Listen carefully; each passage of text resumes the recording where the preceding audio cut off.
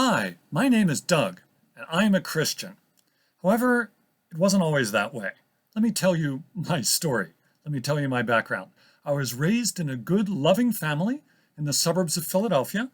I'm the youngest of four children. It was nearly anyone would look at that family and say, oh, we're a good family, we're good people. We considered ourselves to be a Christian family. We attended church maybe every other week. We said a memorized grace before meals. My parents prayed with me before bed with like a memorized grace, with a memorized prayer. And the attitude in the family, and I felt like in the church also, was that being a Christian means being a good person, being a nice person. It's not supposed to really change you. It's like, yes, believe, but don't take it too seriously. You don't want to be extreme or something like that. My grandfather was different, though. He always was telling me Bible stories. He seemed to be genuinely enthusiastic about God and genuinely enthusiastic about the Bible. That got me interested in reading the Bible for myself. But the only Bible I had was an old translation that I had gotten in second grade Sunday school, and I found it pretty difficult to understand. So when I was 10 years old, I asked for a children's living Bible for Christmas, and I received it on Christmas Day.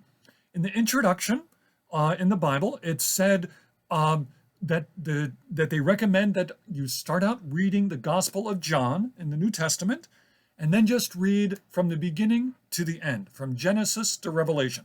So I did that on Christmas Day when I was 10 years old.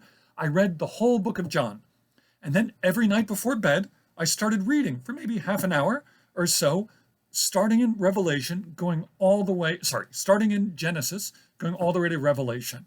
Every night before bed. And I was amazed. This was so much more radical than I was hearing in my church and hearing in my family. God was so much better and required so much more than what he heard from my church. And actually, I really shot to the top of my Sunday school class. Now the stories I had heard made sense. They actually fit together. They weren't just an isolated story here or an isolated story there. They actually fit together. And as I understood what I was reading, I believed and I obeyed. So I don't know when I really understood clearly what it meant to be a Christian, what it meant to really believe in Jesus, to really trust him for my salvation. I don't remember any particular conversion experience, as it was gradual and a gradual experience for me. I didn't have any big crisis. I didn't have any big conflict.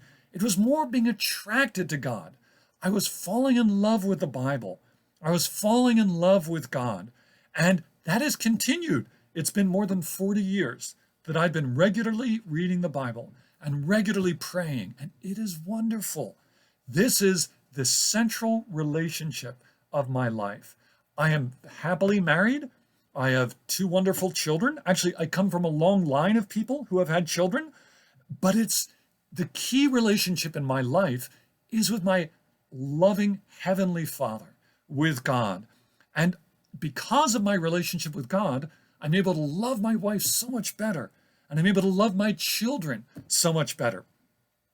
Now, I didn't really have peers that were serious about following Jesus until I joined a youth group when I was in around 11th grade, and then I really started to grow rapidly as a Christian. I grew even more when I went to become a student at Amherst College. It was great to then start attending a church where the Bible was really taught and where people really loved one another and really tried to follow Jesus. And my faith only grew as I got exposed to lots of different non-Christian and anti-Christian ideas at a place like Amherst College. If you think Christianity does not do a good job in answering the big questions, then you're asking the wrong people about it. You need to talk with people and read the books that have wrestled with these ideas. And so let me just recommend, this is wonderful. I am so glad to be a follower of Jesus, not just a Christian in name, but somebody really in love with God, following God with all my heart. So thanks for listening to my brief story.